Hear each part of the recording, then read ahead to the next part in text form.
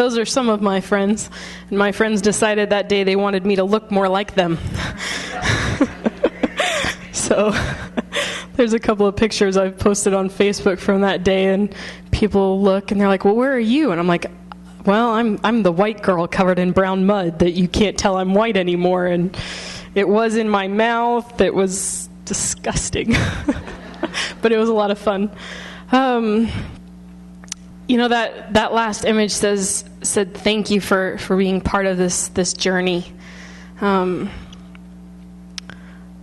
overwhelmed with gratitude for you, my family, for being a part of this journey that I have been on, living in Uganda these last 3 years. And it has been a journey that has transformed my life and my heart and how I live and walk in this world. And you all have been a part of that. And I thank you. And I hope these pictures revealed a little bit of the gratitude of the people of that side of the world. I talk about you guys a lot. And they all love you and are praying for you. I told quite a few of my friends that I was getting to share their stories with you all, and they all got excited. And they were like, well, whose story are you going to share? And such. So, so there's so many stories of thanks coming from that side of the world as well.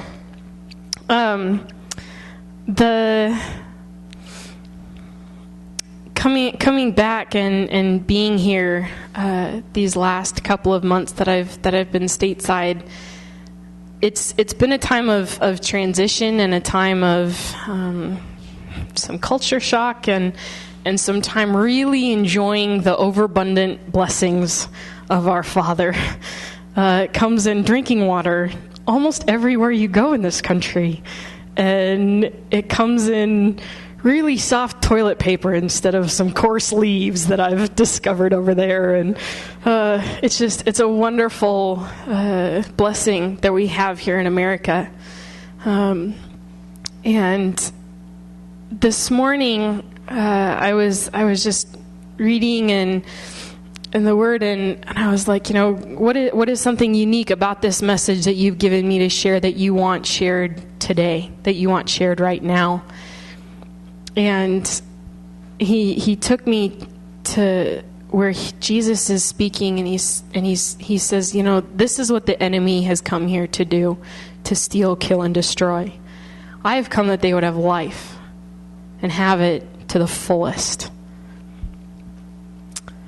And living in Uganda these last 3 years, I have seen what life looks like in a simple way. I live in a village, and we don't often have power for a full 24-hour period. I go and get my water to bathe. If there's an alligator in the lake, I don't bathe that night, which that's happened, believe it or not. And so I've seen what life looks like without a lot of amenities. I've seen what it looks like in a simpler way.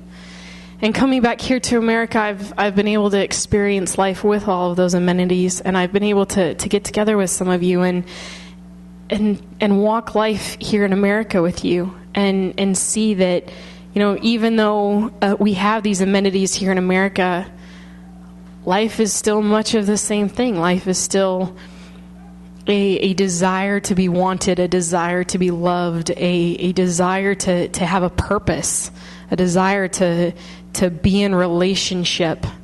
And it's the same over there. People are looking for that. People are desiring that. They're longing for that. And it's amazing that no amount of fresh running clean water or soft toilet paper fills that. And I think it's incredible that we were created with that desire in us, no matter where we are. And I'm very thankful for that. And it's been really neat. In coming back to America, I was like, there are aspects of the Ugandan culture that I never want to let go of, that I'm very thankful that I can receive it into my identity and into who I am. But there's also aspects of being an American that I never want to let go of. I love country music. you cannot take the country out of this girl. And there are aspects of being an American that I'm very thankful and very proud of, that I was born and raised here, and that I have that culture in who I am. And when it says that, when Jesus is saying, I have come to give you life abundantly, he wasn't talking about soft toilet paper or no electricity so that you could see more stars in the sky than ever is possible when there's power. That's not what he was talking about. He was talking about a relationship that we were destined to have, a relationship that transforms our hearts and our minds and gives us our destiny and our purpose and the beautiful inheritance that we would have in this world. 3 years ago, I moved to Uganda and came back after a year, and some of you may have heard me share, and so much of my life over there has been about kind of getting filled up with him, with his love, with his message, with his word, on a daily basis, and then kind of pouring it out along these avenues of ministry that I was invited to be involved in. And the different avenues of ministry, if you've read my updates or anything, some of these may be familiar to you. One was a children's prison. This was a place where I saw what it looks like when hell invades Earth. This location is the most horrific living conditions I've ever experienced. And yet, with our presence, we reveal what happens when heaven invades Earth. And every week that I would go there, these children that were forced to live in this place where they had to be tough, they had to be locked up in this barrier to protect their hearts and who they are. I was able to kind of give them an opportunity through the love of the Father to open that lock and be kids. I went once a month, and anytime I went up there, I was like, Daddy, what is my purpose here? I am not here to change these kids' situations. You have not called me to raise up politically against this place or to open a children's home and get these kids out. That's not what you've called me to do, but what have you called me to do? And he said, you are called to love, and you are called to be my flow of love. And you can give these kids an opportunity to be kids. And so I would go, I went twice a week, but I went once a month, and we just had a party. There were sometimes 300 kids there, and we would have dance parties. We would watch a movie. I would bring so much food. They actually gave me a nickname that, when translated, it's Auntie who gives us a big bum, because I would bring so much food for them. And I got to see kids be kids in an area and in a location that was impossible and almost dangerous for them to be children. But for this one day a month, their lives became that abundant life. There was joy, there was peace, there was belonging, and it was wonderful. Another avenue that I was involved in was working against female genital mutilation. And this work that I was doing, it took me all over Uganda and took me all over Kenya. And in the picture slideshow, the gentleman that was plucking the instrument, he's a Kenyan man, and he watched his sister die during this practice and uses his musical talent now to raise awareness about it and to try and get it to stop. And the organization that I was working with was about giving him a voice, giving him empowerment to have a platform to speak against this cultural practice that he felt was wrong. It was never about me coming in and saying this is wrong. And Jesus, when he walked on this earth, he came to give a voice to the Father. He came to say, you know, your culture has driven you into a religious lifestyle, into a lifestyle where you're so focused on what you're doing and who you're doing it to and where you're walking, as opposed to a relationship with him. I want to change that. Jesus gave a voice to the Father. He was love incarnate as he walked and moved. Another avenue of ministry was the village that I lived in. It's a very rural village. It's slum by definition, I guess, and there's anywhere from 300 to 500 people living in a space about the size of a football field.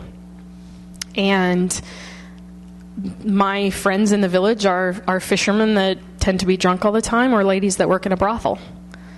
And when I would move and walk around there, the first time before I went to go walk into the brothel, I just continually had this question come to my mind that has been in my heart for years and years.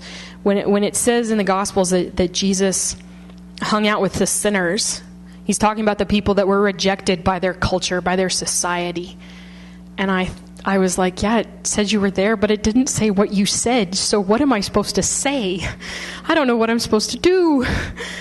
And he just revealed his heart for me is sometimes it's not about what we say or what we do. It's about what we're willing to offer him. What are we willing to lay before him and say, I will go wherever you send me. I will be wherever you want me to be. And so I started going and visiting with these ladies. And it was so special and neat because ladies over there, just like ladies here, we got together and painted each other's toenails and braided hair and giggled and talked about boys. And it was wonderful to be able to walk his love. And that is what it says compels us. Someone recently asked me, well, did those ladies change their lifestyle? I'm like, well, not yet. But every single one of those ladies knows that they are loved. And they're loved whether they change their lifestyle or not. Jesus didn't die on the cross so that we could live perfect lives. Jesus died on the cross so that we could be loved no matter what we're doing. And that out of that love, our desire is to be more like him. But it's never about what we're doing. It's about who we are and whose we are. And I started to look at all these different avenues of ministry. And I was also involved in ministry out to the islands of Lake Victoria. And it was a very similar situation like my village. Witchcraft is very, very common. And witchcraft is a practice that, again, is drawing hell into earth and appeasing evil spirits. And that's how a lot of people look at God. Many Christians over there look at God as an evil spirit or an angry spirit to be appeased, to be calmed down. What do I have to do so that you won't be mad at me? I looked at God a lot like that. And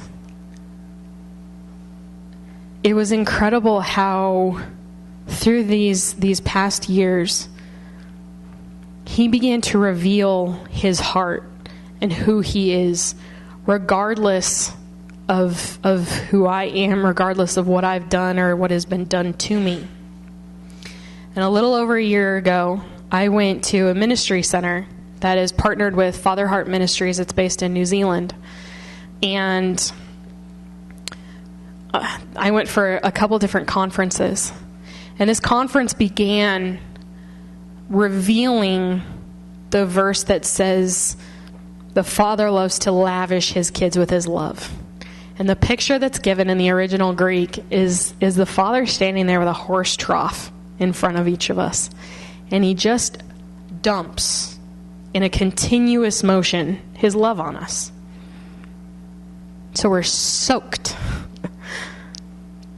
Well, because of my experiences in my life, because of things that I've gone through, things that have been done to me, my environment growing up, I had all of these barriers that had been put up that were preventing me from receiving his love. His love is a continuous motion being poured out on us that never changes. That never changes. But I had all of these hay bales that I had put up. And I was seeing him through all of that. I was seeing him through generational sin, through unforgiveness, through bitter roots, inner vows that I had made out of wounds and painful heart, out of sexual trauma. That's how I was seeing him. And so often when we feel called to a ministry or feel a pull to a ministry or a specific demographic, we're oftentimes pulled into a place where we have had wounds in our past. I, for many, many years, have felt drawn towards women that have been sexually abused. Now, there's nothing wrong with ministering to women in that aspect for me in my life. I have a relatable spirit with that. But if I'm ministering out of a wounded heart, then I'm going to wound other hearts. And so at this conference, out of an overabundant flow of his love, he invited me to start knocking those hay bales down. Now, things like sexual trauma, you don't get over it, but he covers it with his love. And that's what happened at this conference. All of those different hay bales, issues between me and my earthly mother and father, all the unforgiveness, began to get covered with his love. And I started to see him so much more clearly than I ever had before. I started to be able to read his word for what it was, not for what I was reading it to be. I started to see his heart in his word. I started to see his heart for me and what he has called me into. And so there's a video that I want to play that take a moment and just open your heart and say, Father, will you set aside these barriers so that I can see you for who you are? I can hear your heart for what you are saying to me. So we're going to play this video. It's called Father's Love Letter.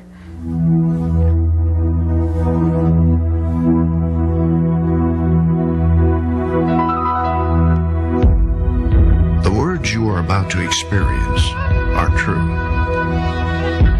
They will change your life if you let them. For they come from the very heart of God. He loves you. And he is the Father you have been looking for all your life. This is his love letter to you.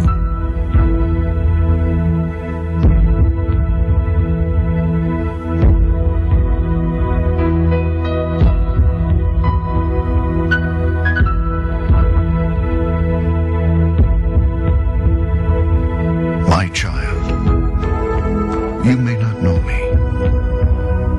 but I know everything about you. I know when you sit down and when you rise up.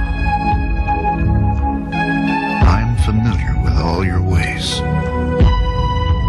Even the very hairs on your head are numbered. For you were made in my image. In me you live and move and have your being. For you are my offspring. I knew you even before you were conceived. I chose you when I planned creation. You were not a mistake, for all your days are written in my book. I determined the exact time of your birth and where you would live. You are fearfully and wonderfully made. I knit you together in your mother's womb and brought you forth on the day you were born. I have been misrepresented by those who don't know me. I am not distant and angry, but am the complete expression of love. And it is my desire to lavish my love on you, simply because you are my child. and I am your Father. I offer you more than your earthly father ever could, for I am the perfect Father.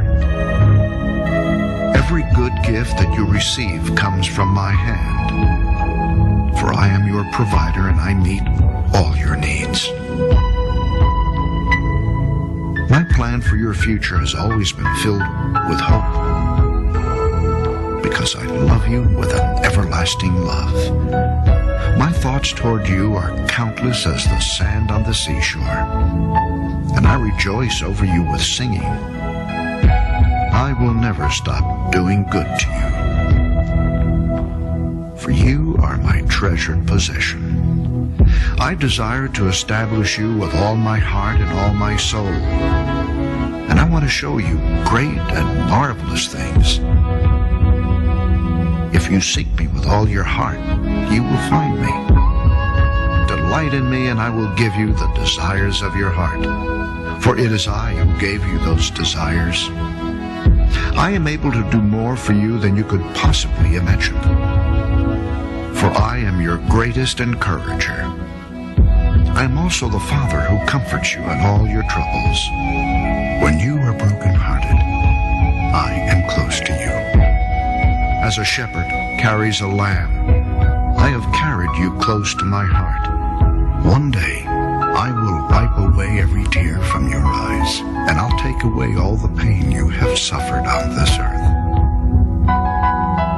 I am your Father, and I love you even as I love my Son Jesus. For in Jesus my love for you is revealed. He is the exact representation of my being. He came to demonstrate that I am for you, not against you, and to tell you that I am not counting your sins. Jesus died so that you and I could be reconciled. His death was the ultimate expression of my love for you. I gave up everything I loved that I might gain your love. If you receive the gift of my Son Jesus, you receive me, and nothing will ever separate you from my love again. Come home and I'll throw the biggest party heaven has ever seen. I have always been Father, and will always be Father. My question is, will you be my child? I am waiting for you. Love, your dad, Almighty God.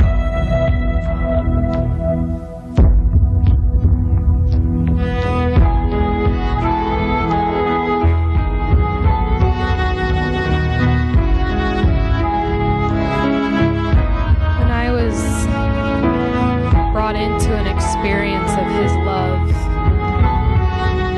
and His identity as my Father, it changed so much about me. I was looking at my life there in Uganda as being a cup or a basin getting filled with His love, and then looking for avenues to pour it out. Well, that video and a lot of other things brought me to be a lake of His love. But then even deeper, I started looking at the life that Jesus walked, that Jesus lived. And I started to realize that I had spent 27 years on this earth being so focused on avenues of ministry, of doing good things, of trying to avoid bad things, and making disciples. I thought that's what Jesus had been focused on while He was on this earth. But as I started to read the Word and started to see what He was focused on, I realized He wasn't focused on doing those things. He was focused on intimacy with His Father and His relationship with His Father. And all the rest of that was a byproduct. The more that He was vulnerable, He was as vulnerable and as intimate as He is God. And He has invited us into that vulnerability. Jesus wasn't about being a lake of his Father's love pouring it out. Jesus was a waterfall. Jesus jumped into the waterfall of his Father's love and said, pour through me. I'm going to give myself to you so that you can pour your love out to the world. He was love incarnate walking around every day of his life. And through his death, that is what he brought us into when he rose from the dead. We weren't created to work and strive and serve. That's the older brother in the prodigal son story. I lived that for a long time. I lived feeling like an orphan, feeling like I had to strive to be accepted by him, strive to be included in this family. Then he revealed to me, I created you to be in this family. It's not about what you've done or what you don't do. I am loving you right now. No matter where you are, I am loving you. It says in Jeremiah that he would love to give us a beautiful inheritance. If only we would call him Father. The beautiful inheritance that he invites us all into is a life of sonship. In Romans, it says that the earth is groaning that the sons of God would be revealed. You know, we look around this world, and whether you're in America or Uganda or Asia, wherever, the earth has a need. The earth has a deep need. And that need is not going to be filled with people walking around saying you should do this or you shouldn't do that. This world is in need of a loving Father coming and saying, I love you. No matter what you're doing, I am loving you. The world needs people that are walking around with that message. My heart is for each one of those ladies in my village to give up their lifestyle of pain and to start walking in that. My role in their life is not to change them. My role in their life is to love them. My role in their life is to reveal Jesus to them, is to reveal the Father's heart to them. And it's his love that is going to compel them to change. Not anything that I say or not anything that I do. And they will change. And my heart for each and every one of us in this room, myself included, is that we would begin to recognize him for who he is. That we would take a step of faith. He gives us the courage to do that. To take a step of faith and say, where are the hay bales in my life? Where are the areas that I have put up a blockage, that all that blockage is doing is preventing me from receiving more of your love? And then to say, I want to be in the waterfall. I want to flow your love to the world no matter where I am, no matter what I'm doing. I want to receive the beautiful inheritance that you have offered to me. And it starts with walking in sonship. It starts with saying, I have an orphan heart, that I've been striving, that I've been longing to be included and received. This is a journey that started for me about 1.5 years ago. And I keep going back and forth between all of those different phases. And thankfully it's a journey. But it's a beautiful journey. And it's one that he invites each and every one of us into. And as we took communion, that is the representation of Jesus' invitation. Years ago, I received a vision about a specific area of my beautiful inheritance that he wanted to give me an invitation to. And it's a house where youth come and experience the love of the Father and recognize what it means to walk on this earth as princes and princesses of the King. You know, someone whose royalty doesn't have to brag that they're royal. Someone whose royalty doesn't have to walk around with a an air about them that says I'm higher than you. Someone who's really royal in their heart. They walk around in a recognition that they are royal. And that is how you can tell the difference between someone who really believes they belong and are accepted and are loved, and someone who's striving and doesn't feel like they belong. The word that came along with this vision years ago and has been prayed into is the word redemption. Redemption is something that we read about in the Bible, that I've grown up in the church, that I heard 100 times spoken about. It's typically aligned with communion. I had no idea what it meant. One day I was sitting there and I was like, Daddy, you gave me the word redemption, but we redeem coupons. What is the correlation here? What did you do for me? Why is this word so important to you? And so I started praying into this house, and I looked up the original definition of the word redemption. Now, the word rescue means to go and be removed. The word rehabilitation means to return to a status before something happened. The word redemption means to be removed and to be elevated to a position you never knew that you originally belonged. We were originally created on this earth to walk in an intimate relationship with the Trinity. We were originally created to walk as sons and daughters of the King and to have a lifestyle of love, not avenues of ministry, not good works that we were striving to do. The good works that He placed in advance for us to do are just that. They've been placed in advance.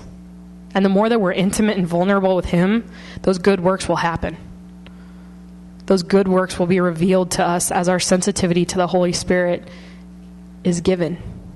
He's going to reveal to us the steps, the words, sometimes just the presence. It's never about what we do, but it's about who we are right now in this moment.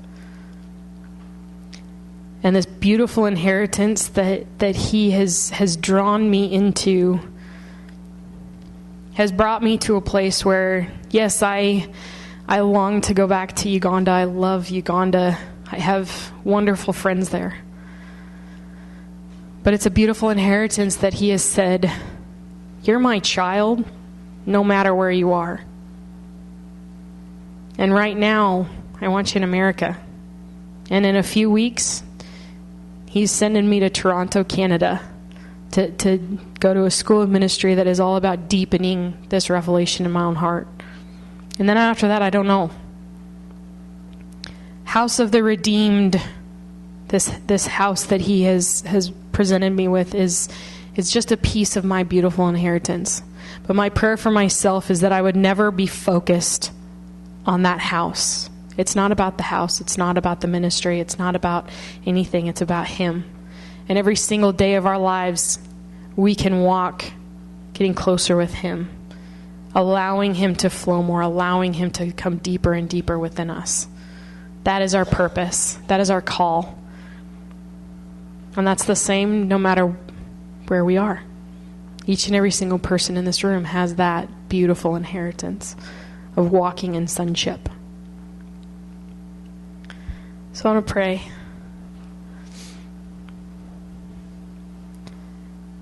Daddy, we love You so much. The love that we have for You is only by the love that You have given to us, that You have placed inside of us.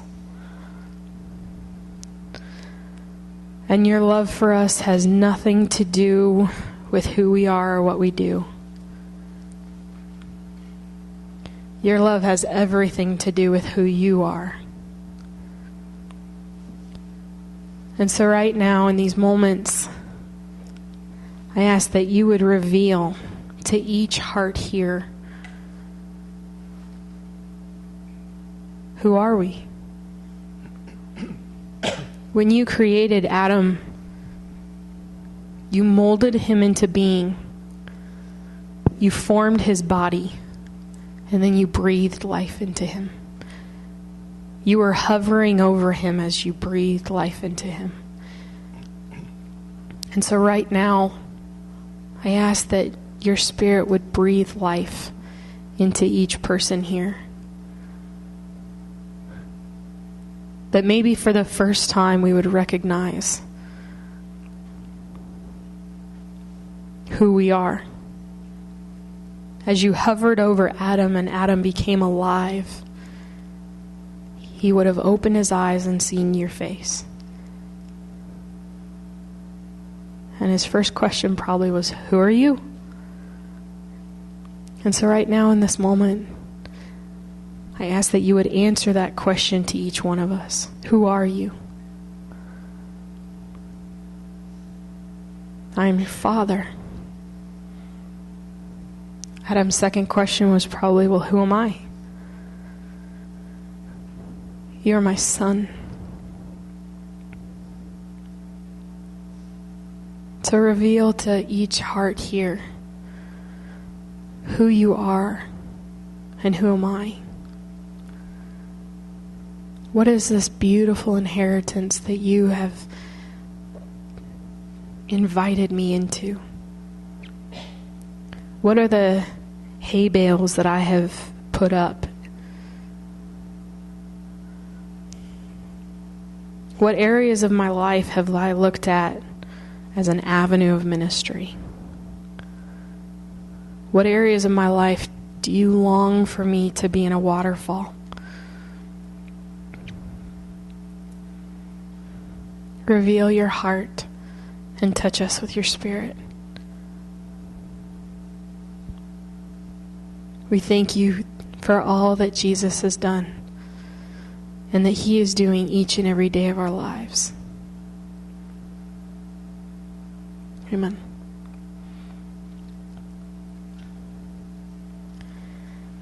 This is a message that he has placed in my heart that has drawn me so much deeper to him. The last time that I stood up here 2 years ago, I was living a life striving and working and serving and so focused on what I was doing. I'm very thankful that he has me on a journey. And I look forward to so many more deeper levels of a waterfall. So thank you for being a part of this journey. And that's the journey that I invite you along into his heart. And each and every day to just go deeper and deeper. And to be reminded that we were created to be in an intimate relationship with the Trinity. That's who we are. So thank you.